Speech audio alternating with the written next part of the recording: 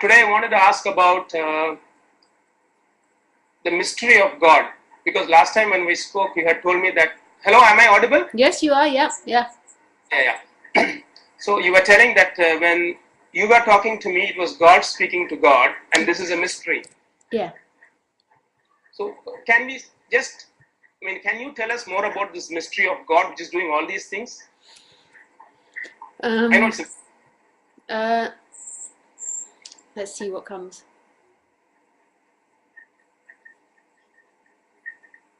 So when it's no longer seen that as you are having an experience and you are breathing in smells that are separate from you, or you are hearing the world that's separate from you, or you are looking at a world separate from you, then all there is God at play everywhere, in everything, in every sound, in every sight, in every vision, and it's totally intimate.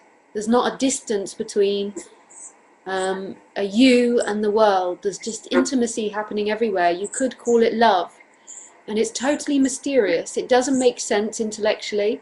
It could never be understood through any thought or idea. The thoughts and idea are God, are appearance in God. It doesn't actually describe it. okay.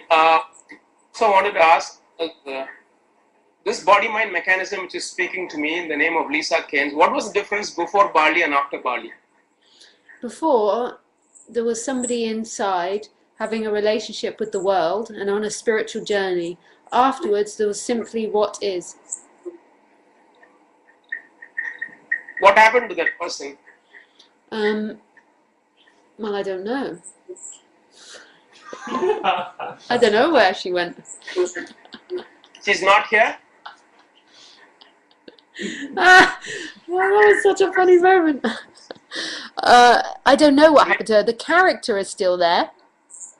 So What do you mean by that? the character is the person that has stories about the past and has things that it's doing for the future. Like tomorrow, I go to Greece, and so the character is still there and comes and goes when needed. When it's needed to do the tax returns and work out the tax returns and work out where it was last year, this year, or it's doing things for Paul, or talking to the neighbours, the character appears and is always changing and developing and moving, and it's not a stable thing. It's something that appears and disappears, but that is no longer an experiencer of life, or no longer somebody inside this body separate from life. So part of she is not existing now, then how is the software recollecting the data? That just happens. That never implied somebody. In your New York talk a couple of months ago, Yeah. You said instead of, to all of us seekers, you had said instead of listening or trying to understand the content of any talk given by you intellectually, Yeah. try to find who's listening and who's talking. Yeah. Well, I don't know if I'd have said it exactly like that, but yeah, who is listening and who is talking? Where is Yes. the you that's listening to Elisa? Only in imagining, and that imagining has been taken as a reality. It's been taken as an energetic expression. I'm in here, it's been repeated so many times, and I'm listening to Elisa out there. And we describe the habit and the behavior of the body as Elisa. We say, well, Lisa is somebody that is sitting giving a talk. Lisa is blonde. Lisa is 35 years old. That's not Lisa, that's a description of the body. But we take those descriptions to mean that somebody's inside the body listening to the world or listening to someone else. But actually there is simply sound happening. There is simply vision happening for no one in boundlessness. So Lisa is non-existent. So is it in, I've forgotten how to say your name again. It doesn't look Ilangho. Lung, you know, like Ilangho. Like what, sir? Ilangho. Ilangho. Right. Ilangho actually does sound like it's spelt Ilangho. Correct. So Lisa does not exist. Lisa is no longer the experiencer of this. Lisa exists as a character that comes and goes and is always changing.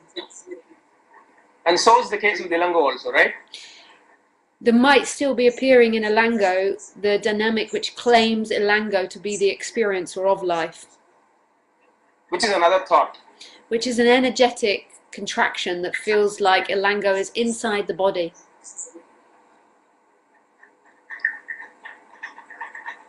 Looking and hearing Lisa.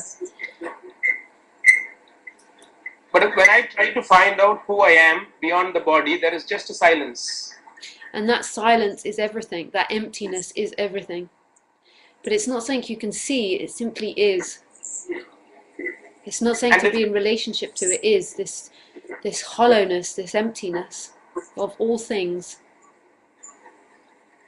And if each one of us can live our lives like this, then we are enlightened. Am I right? Nobody can live their life like that. Why? Because the somebody is a character that's in movement and doesn't exist as a solid thing. The enlightenment is the movement from being that person to everything, which is kind of the way it's happening, but it just feels like you're in relationship with it. Lisa, you were following Ramesh Balsekar, who was following Nisargadatta. Yeah. And Nisargadatta Maharaj always used to talk to the person saying, please understand. I mean, his sort of one-word teaching was understand to the I. So through Ramesh Balsekar, when it came to Lisa Cairns, now what you're saying, I understand, is there is no I. There is only this. That is your teaching. Yeah. This. Yes. So what happened between Nisargadatta, Ramesh Balsekar and Lisa Cairns? What was the change in the teaching from? Did you ever listen to Nisargadatta in his original language? No, original language, no. I don't know Marathi. I listened to the translation by somebody who was next to him, but I've seen the live videos, yeah. You've seen I wouldn't trust the translation. Okay. I know that sounds, I wouldn't even trust the book. Ugh. People are going to shoot me. But I just would be very wary of, that's why non-duality was always about going and speaking to a live speaker. Because you cannot put non-duality into words. So this communication has to be a live expression, because everything I say isn't it. Everything I say goes. Every piece of language can be contradicted, and there's no absolute meaning of anything that's spoken. So what you're doing in non-duality is you're always pointing back to what is, and always trying to debunk whatever isn't, whatever lie is being presented. So it's a live communication that happens. So I wouldn't trust books or translations. I don't mean to be disrespectful of the people that's translated his book, but who knows if they actually understood what he was speaking about, and then to translate it. And it's a live thing. It's dependent on the person that goes and speaks to Nisargadatta in that moment. That non-duality is not a belief system. It's not something which you can take home. If you walk out with anything that I say and believe that to be truth, you've not heard what I've said. What I've said is always pointing back to this mystery that is undefinable. But when you're meeting people, you're debunking everything that you're saying and them simultaneously. And it's in the silence, it's in the no place, which is true, which is the truth. It's when everything collapses. And this is an energetic thing that's happening in these live talks. So it's in the live communication, there's no place to get to. Any place isn't it. It's this no place thing, and it's totally energetical, our communication. And what the speaker is actually doing is debunking every position.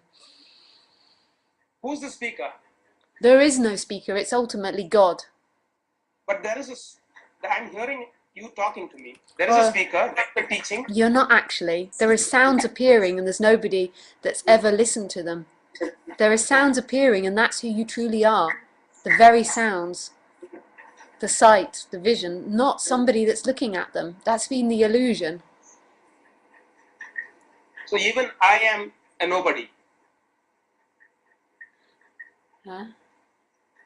When the speaker is just sounds and vision, then the person hearing also is the same, isn't it? Yeah. I mean, the person hearing disappears, and then there's simply what is appearing. But you know, if we had a whole society walking around telling everybody we are nobody, then the speaker would have to debunk the person that says we are nobody. I love non-duality. It's never a position. But you are a teacher. I mean, I've been asking you this. You are a teacher, and the teaching is this. The teaching of Lisa Cairns is just this. Well, that's how you might see me as a teacher, but I certainly don't see it that way. There is just response happening here. There is sounds and response, and there's this big orchestra of life happening for no one, and I don't see a Lisa here giving a teaching, but I can understand that's how we typically communicate. We say Lisa's the teacher or Lisa's the speaker, but really that's not what's happening. There's this orchestra of life. And there's no difference between this sound and this sight and who you truly are. Isn't that heaven? That's total love. So this is a cosmic orchestration. Yeah. A symphony. A sympathy. I can't say the word now. Sympathy. I know. Huh? I suddenly couldn't say that word. Symphony. Symphony. Yeah. You can't say that, is it? I've not at this moment in time, no. I've thought too much about the word. Symphony. I can't understand. No. Oh.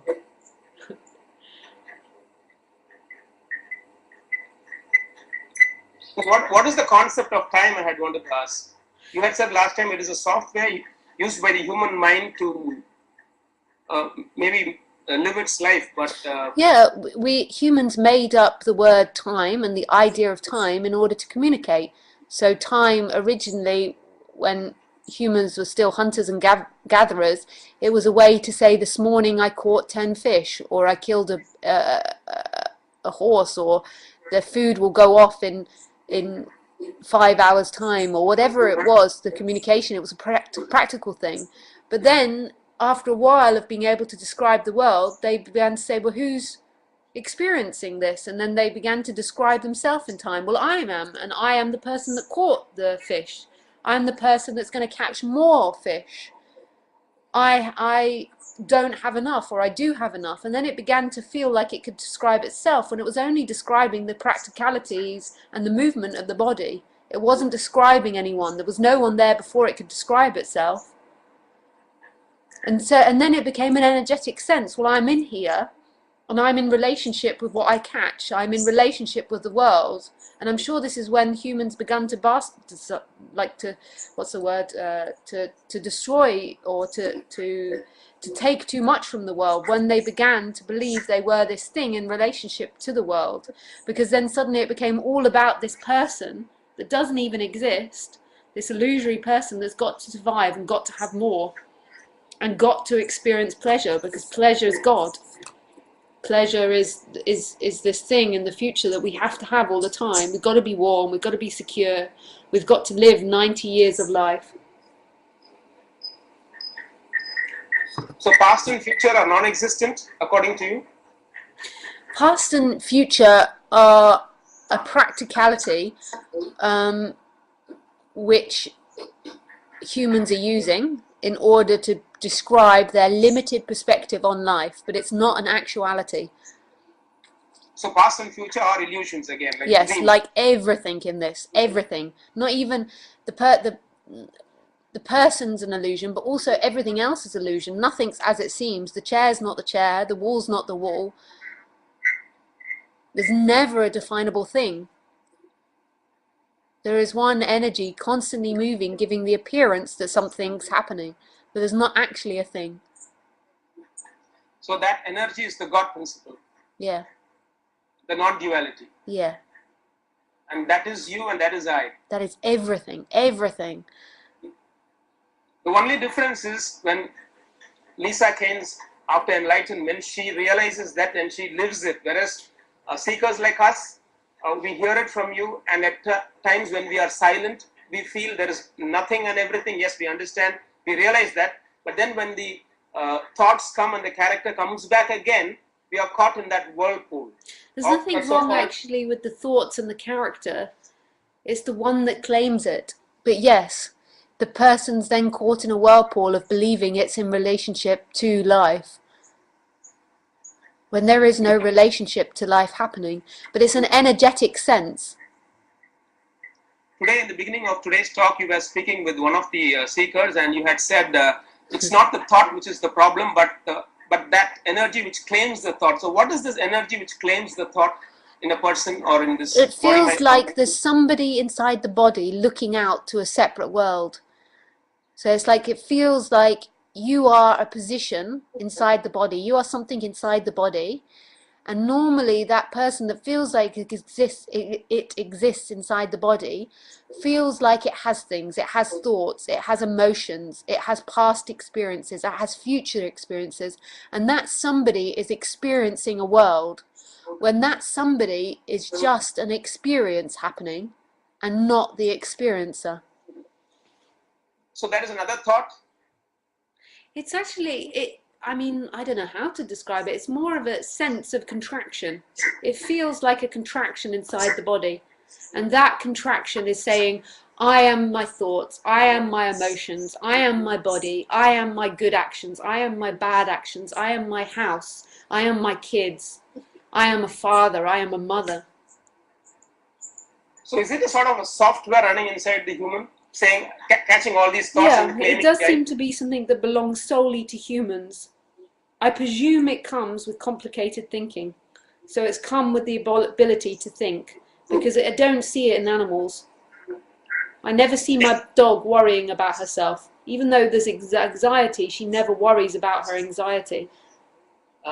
Can I give an analogy in terms of, now we have computers, and then we say fourth generation, fifth generation, Yeah. and then they say virtual intelligence which can take over the entire world down the line. That's Yeah. what. So is it that human beings, after coming from animals, once the thought process and the thinking became so complicated, the thoughts themselves started organizing themselves and created a sort of an I complex, and that is what is devouring the entire human population? I don't know if it came from thoughts as such, but it seemed to come when complicated thinking came. But it became eventually an energetic sense. But that can go, and there can still be complicated thinking.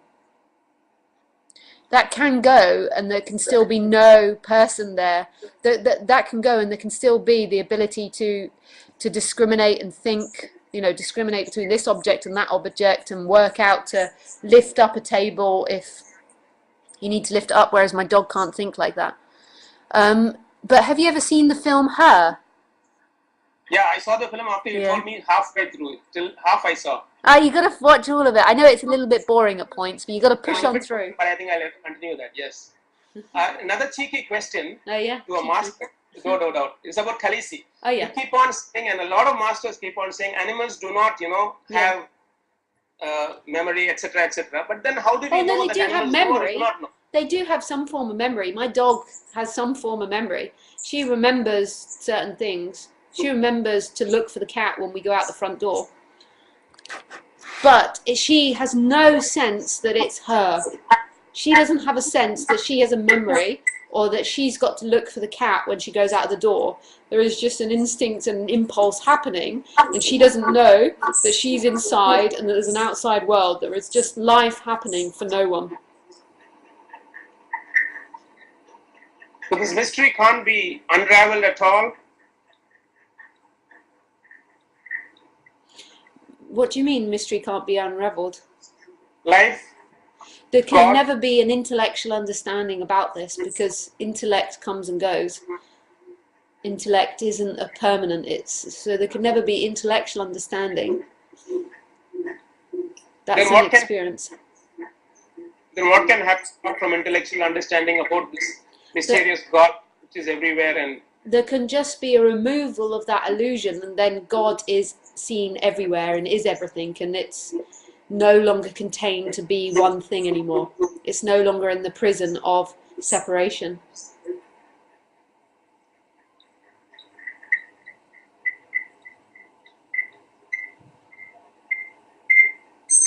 So your teaching is always a live experience for the seeker, Yeah. even if it is online. Yeah.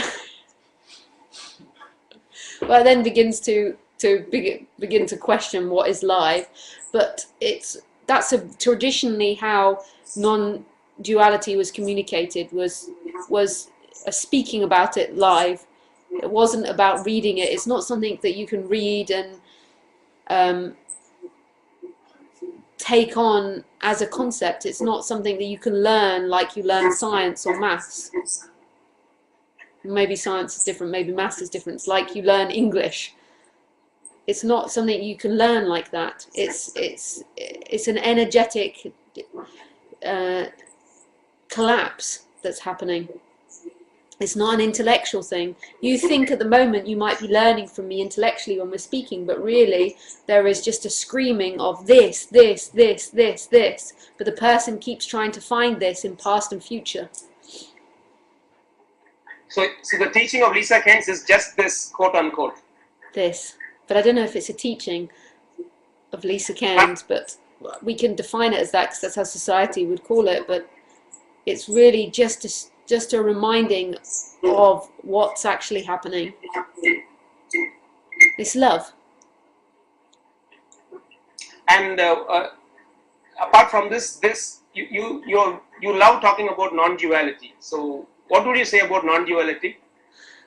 It's the most beautiful subject there is, because what it points to is the end of the divide between you and a world. It's a total intimacy with what's happening.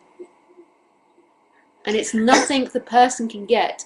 It's not about the person getting to pleasure. I understand. Just now you told me that it is the end of you and the world. When you mean you to me, what are you addressing in me? The contraction that feels like it's looking at Lisa, that illusion that feels like it's looking at Lisa and experiencing Lisa. So that contraction is actually an entity? It's an illusory entity, but I mean everything's illusory. This one's more illusory than others. And once that collapse of the illusory entity happens, then there is just this.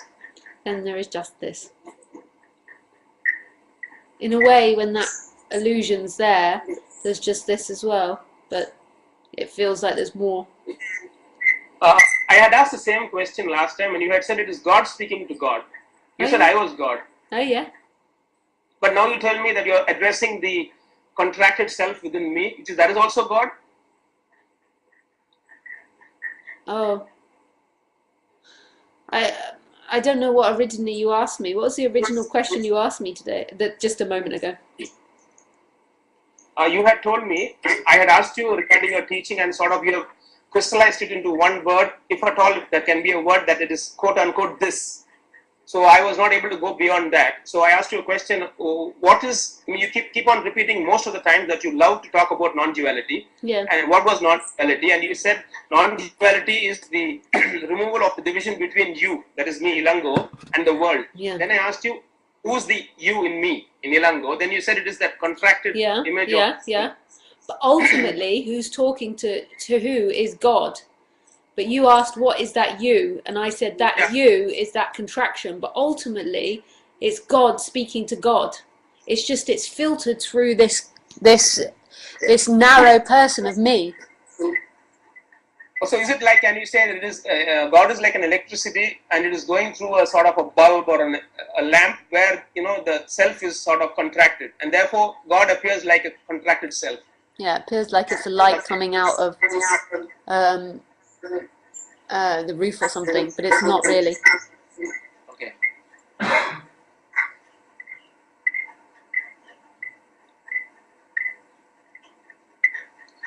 So you don't prescribe to the original teachings of this master disciple in the Vedas, in the Advaita teachings? That, I mean, the way it's done is, it tends to be done is through somebody speaking about it and people listen to that speaker, and the speaker is always dodging. It's never got a solid teaching. It's always just in response to who is to the questions being asked. But ultimately, that's not what's waking anything up. What's truly waking everything up is God. God decided to pretend that this was real, and that it was somebody, and then it also, in that illusion, decides to find itself again.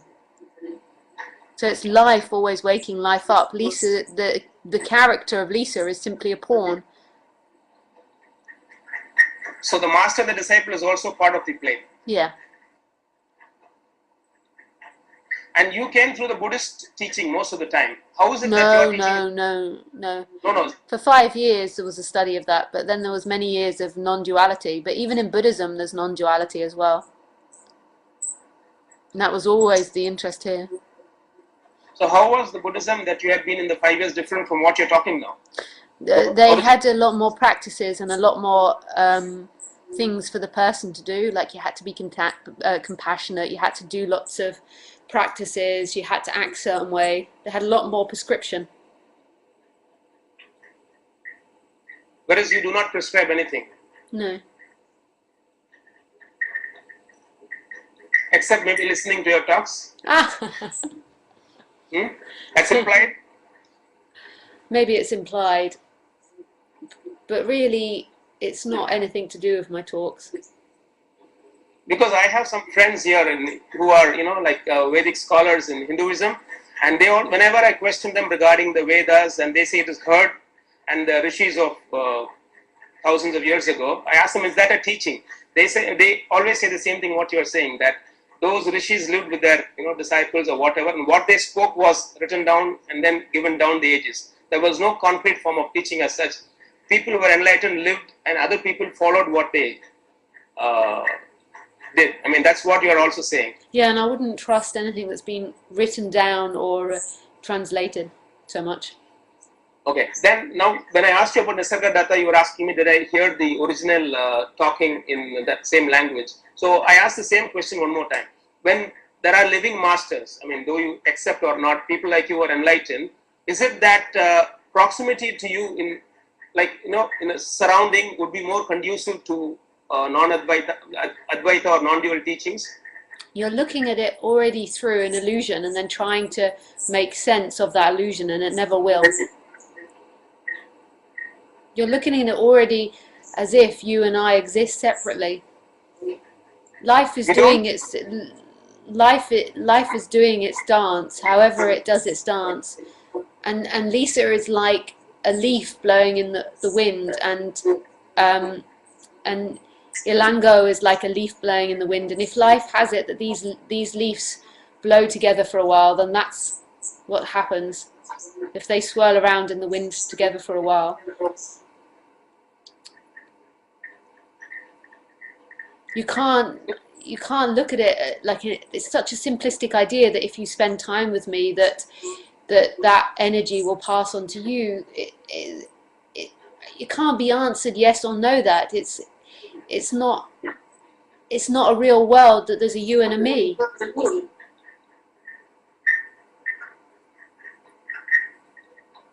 It's a false world. Yeah. So you can't expect to have answers to these things that don't really exist. So we are non-existent. There is simply what is, a dance of this. In one of your speeches, you had once said, somebody was questioning you regarding Tony Parson and his importance as a teacher, and you said Tony Parson is like a bird chirping in the air, or song. Oh, God. Just to give them, importance of, don't attach importance to any but speaker. also that's exactly what I was going to say about me. If life does the dance properly, not that it's not properly, but if life does the dance of non-duality with us, then Lisa will be forgotten and disregarded. But life is not doing that. It will happen. To 99.99% of the population. Yeah, but that's because life wants to express every possibility. So it also so it's got to express the waking up for the dream, but it also wants to express the agony and the disillusionment as well.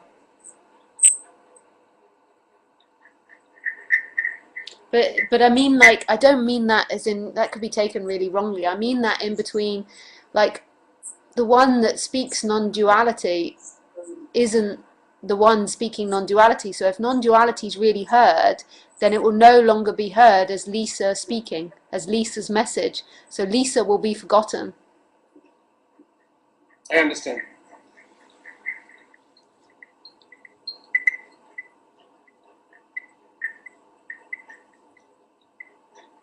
So there is no prescription, there is no methodology. There is simply what is.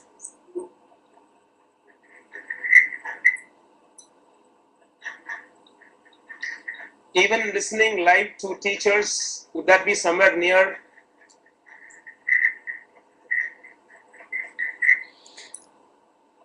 It's no better nor worse than anything else. Even if it is online? No better than worse than anything else. Would it be like, I mean, the question is sort of, me listening to Lisa Cairns online, would it be better than watching something else or doing something else? No. No? No. But again, you're already rating it from a world that isn't a fixed thing. Like, better is always in comparison to something else, and it's not a fixed thing. There's movement happening. So everything is always in changing, and there's no solid stance on anything. So you're judging this in comparison to the ideas that you already hold, whereas ideas aren't a fixed thing. It's not a fixed world, so you can't really ever say better or worse, this or that, right or wrong.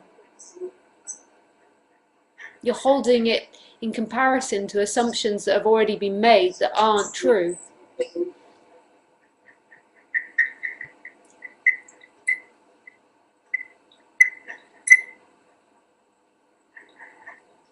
So what are you telling us?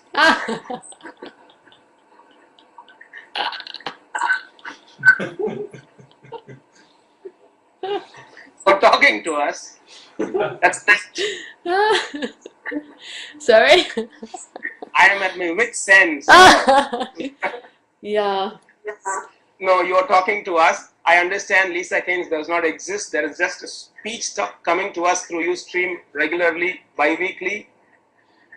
And we are listening. We are at the receiving end. So you think? I am sort of, like I and most of us, we just do not know what to do. Yeah. Yeah. But It's the point hard, the apparent awakening part, where this begins to be heard, and that there's still a person that comes back and wants to get somewhere. So that's a hard, I mean, I think that's what Jesus described as walking through the desert. So there's still a looking for pleasure, there's still a looking for something in time, but yet it's begun to be heard beyond a personal hearing that this is it. And so the person does feel lost and disorientated because it based its whole life on goals, on achieving and getting somewhere, and pleasure being the king. Many times when we read or listen to the biography or what the masters like you have told us, it's always like before enlightenment there was certain practice, and then after enlightenment everything vanished. Even you have told us that you used to go to sleep listening to the tapes of, I'm not sure, some teacher, is it Ramesh Balsekar or Tony Parson? Yeah. You used to keep on listening to that while going, even you were so much involved in the process too. Yeah. But if I give that to you as a practice, then I validate that person that thinks that it exists. And then it says, okay, I exist and I've got to practice to get somewhere. But Lisa Cairns, before the enlightenment, before Bali was doing that, the same body-mind complex after that stopped it. Yeah. Sorry, the same body-mind after that stopped it? Stop listening to anybody else. But if you want me to say listen to the tapes, then I could say it. But I'm saying listen to the tapes as if there's somebody inside the body. There's nobody there. They will either be listening or not. The one that feels like it's making itself listen to the tapes isn't the one that's making itself listen to tapes. That's an afterthought. It's happened prior to the conscious awareness of it. Conscious awareness of it.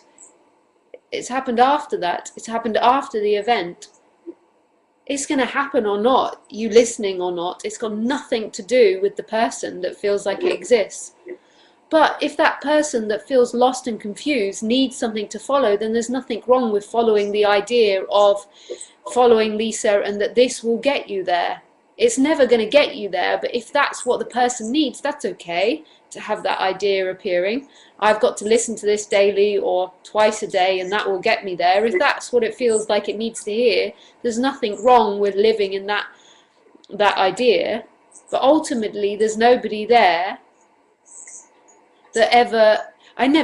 Lisa never had speakers that validated listening to their talks would get me there.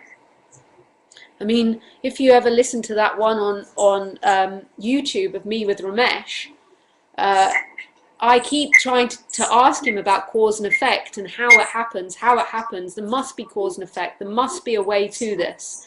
And he just keeps repeating, it's happening, it's happening, it's happening. He tells me all these different stories, but basically it comes back to, it's happening. Yeah, I understand. But when Ramesh was telling it's happening, Lisa was pumping him with questions, asking how. Yeah. Now, and we are in the same position. Yeah. Yeah. And he never gave a freaking inch. The best that Ramesh did actually was he would say, if you really feel like you have to do something, although he never said this to me, but he would say it to some people, if you feel like you really have to do something, then follow back a choice and see if you can find where a choice begins. That was the only thing that he'd give. And he'd say, take a glass of whiskey while you do it. But he never said that to Lisa. What's Lisa saying? Well, you could take a glass of whiskey. Last time after you told me about Nathan Gill, I got a small booklet and he was telling in one of the pages, as you keep, questioning and blah, blah, blah, blah, blah, I'm going to have a cup of tea. It was wonderful. Yeah, we like our tea. So do you, actually. The Indians love their tea as well. It's green tea.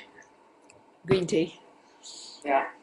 And you are also not giving an inch like Ramesh. No. It would be almost, it might happen because you never know what's going to happen, but it would be almost impossible. It would be like, so say if both of us were looking at a rope and you believed that it was a snake and you're going, it's a snake, and then it's like I would be like, oh yes, it's a snake, quick, we better run away. It would be feel like such a fake thing for me to, I mean, it might happen because I can understand what that panic must feel like. So I might say, okay, let's go and run away and hide. That might happen, but most of the time, that's not a snake. There's not a snake there. You'd be like, it's a snake. And I'd be like, it's a rope. And, and I would pick it up and show you it's a rope. So that's why speakers like me, there's not that many actually that speak like this. But that won't give an inch because it's so obvious that it doesn't exist. That isn't the way, that isn't freedom saying to you, okay, go and practice now. It's another cage. But at the same time, if that person feels like it needs to tidy the cage, there's nothing wrong with tidying the cage, of putting some posters up and making it seem and feel like a nicer cage. But all this is scripted. Last time when I spoke to you regarding the script, to quote Ramesh Balsekar, he finally says it in 2 lines. There is no free will, but act as though you have a free will. Yeah. When I asked you the same question about free will, and whether if a script is running, you even shot that down saying, no, things are happening now. Spontaneously now, but I also said this is this way, this body's expression, that it can never be any other way. It will only be the way it is. There is one movement happening here, and the way that movement happens is it goes from one thing to another to another. and that this is directly related to something that will happen in 10 years. It's not happening in our timeline like we think it is. Like, so Alan Watts puts it really nicely in, sorry, just my computer's timed out. Alan Watts puts it really nicely. He says that it's, I mean, scientists are questioning now the idea of the Big Bang. But if we took the idea of the Big Bang, he says, imagine the Big Bang like a bottle. You take a bottle of ink and you throw the bottle of ink against the wall, and the Big Bang is this explosion of the ink. And in the middle, there's this big, dense, black puddle. And then as it gets further and further out, this splash, it gets more and more detailed. And at the end, there's nice little patterns that emerge. And in the middle, it's really dense and black. Oh, I'm sorry, sweetie. Yeah? Sorry, I was just talking to my dog. Easy. Oh. Easy. Relax. So in the middle, there's this dense black blob, and then as it gets out, it's more and more detailed. And what the human experience is it feels like for the human that it's moving through that detail through time. Really, it's all happening instantaneously. The splat against the wall, the Big Bang, the explosion happens instantaneously. But for the human, because life wants to experience every possibility, for the human, it feels like it moves along the Big Bang and experiences it in a chronological time. So it feels like it moves through it, and that it's experiencing the movement as a person. And it's experiencing it from one moment to the next to the next. But that's part of the Big Bang that happens instantaneously. You mean to say the Big Bang happened just now? It's happening now? Yes. This is that primordial energy. But we're the little tiny details at the edge of the Big Bang. We're the intricate little details at the edge. So if you imagine throwing that ink against the wall, there's all these beautiful little details at the edge of that splat, at the end of that pattern of the ink, and it feels like we're moving through it in time, but actually it's an instantaneous thing. Are you telling that the past, the future, and the present are sort of sandwiched into this? Yes, this is the Big Bang appearing as us talking, but actually it's an explosion of energy that can only happen now. And there's a direct access to that nothingness, that like right now there is that emptiness of that Big Bang. It's happening right here. In this instant, Lisa is the very expression of that Big Bang. It's just humans, but humans are looking at it through chronological order, but that's part of the Big Bang. That's not an actuality. Then what is chronology? It's an appearance of that splash of ink against the wall. It's part of the intricate detail. But we think that's the reality, and we think that we're experiencing it like that. But actually, it's a creative expression happening. Even now, as you're speaking, I mean, there is a lag of 30 seconds to 60 seconds in Ustream. I mean, it's happening now. Yeah. That is not time? No. Time is the human simplistic perception, interpretation. There's the appearance of time, but it's not an actuality. Then what's happening here? Just stillness. What? Just stillness. Always stillness. So I have a blog on the internet, and I've been questioning this to a lot of physicists and people who are passionate about physics. Always telling them the watch, if you see it at a moment, is always, you know, a stationary piece of retinal image. Yeah. There is time actually happening. It's an illusion. But then it's always stationary. That's the experience always. And right now there's that emptiness, that before the Big Bang happened, there's that no place, that absolute nothing, the void. That's happening right now too. As well as this splash of colour, this immense creativity that's happening. There's this no thing happening as well. There's this total emptiness, this void, this no place. And everything. And everything, and this total creativity simultaneously happening.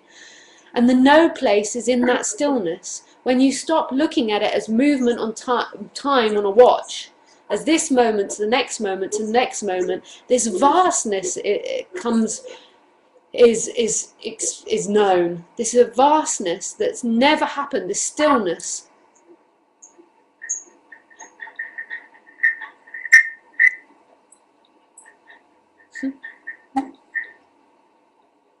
Is there a continuity between the Lisa Cairns before Bali and after Bali? The Lisa Cairns who was questioning Ramesh Balsekar on YouTube. There seems to be in the limited human experience, but ultimately no. There is no solid person that's ever existed. If I may ask you, after Bali, after the enlightenment, what was the signature event which happened in this body-mind complex called Lisa Cairns? Before and after, what was the difference? That before was Lisa was experiencing life, and Lisa was something moving in time. Lisa had things and knew things, and was her intelligence and was her past experiences and future experiences. She was the experiencer before Bali. After Bali, that was no longer the experiencer. There was silence and movement happening simultaneously. There was stillness and movement simultaneous. And Lisa came and went after that and was an experience, became an experience. There was constantly moving and changing.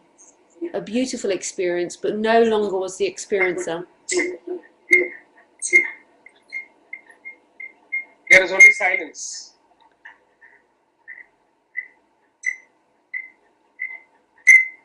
And movement. Movement of thoughts too? Thoughts and movement as well. A divine expression as well. It's not about not experiencing anything. For a normal human being like us, we are bombarded with thoughts most of the time while we are awake, and while we dream also it's thought and action. For an enlightened master like you, how many thoughts do come in a day? I'm not an enlightened master. There is simply life happening, and there's no position in which I can be found. So any experience I tell you would be back in dreamland, really. It would be me having an experience. It would be me taking position in relationship with life. But is the body-mind mechanism speaking to me in the name of Lisa Cairns? Does it have thoughts occasionally in a day? There are thoughts, there are emotions, there are feelings, there are all types of behavior. There can be jealousy, there can be anger, there can be love, there can be compassion, there can be stinginess, there can be generosity, all types of things. All types, but for no one. Lisa is an array of colours. It's always changing and updating and moving. It tends to have a similar pattern to it, but always changing. There can be thoughts and all types of emotion, all types of colours. But that is not the experiencer. That is an experience. There is no continuity. There is no continuity, but it seems like there is in the person, in the character. Those of us watching outside would think there is a continuity in Lisa Cairns, but there is no continuity. There's no continuity in anything, but it seems that way from the limited human experience. So people like us, we connect those events and create a personality. And create somebody that's experiencing life. Okay, another question, cheeky question again. You frequently talk the humans. I frequently say what? The humans. Yeah. The humans. You talk about the humans. Yeah. The humans, do this, do that. So when those of us listening, with no disrespect or anything, we feel you are not human. Oh God. Well, actually, none of us are That's human, what really. we are aware, no? Like those of No, us who are but listening to you. but it's true in a way, because there is no sense here that I am Lisa anymore, and yet there is a sense that Lisa is me, as in everything is me. But it's no sense that Lisa is the one speaking now. So what do you mean, the humans? You mean this Homo sapien race? God no, I don't know what I mean, and each time I say it, I can't Most think. of the time you say the humans, are caught up. I mean, this is a fact of life actually. But when you say with that confidence that the humans, are doing this, then we do understand, that you are in a different sort of dimension Oh. of silence. Well, it doesn't feel like Lisa's the experiencer anymore. It doesn't feel like I am a human. That doesn't feel like the way it is anymore. Then who's the I? Everything. I'm sorry. Everything. Everything. The entire universe, right? Everything. Entire And universe. no Infinity. one thing. Everything that ever is and ever was and is. Everything. And no one thing. This is what all the enlightened masters say, and it is so nice to hear it live from, we call you a master. That's cute. I mean, that's sweet. I understand that's the way it's spoke about in India. Correct. And which means that you are God. And You realize. but so are you as well. There was a famous question to one of the masters when a disciple asked, "Are you God?" Then the master says, "Yes, I have remembered, you have forgotten." Yeah, it just seems to be in that body. There's the illusion that you are experiencing this.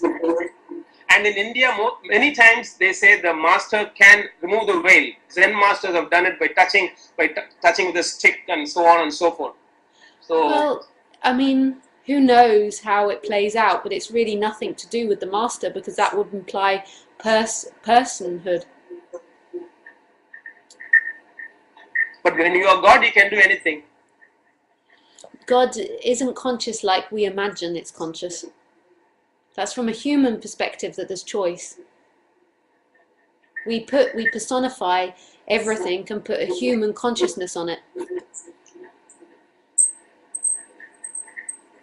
But it's already 10 past, and I have to pack from a practical thing, to go to Greece tomorrow. The body Thank you has very to much. pack. But Thank that you was so much. lovely speaking to you again. Thank you so much. Thank you. Bye. Bye bye.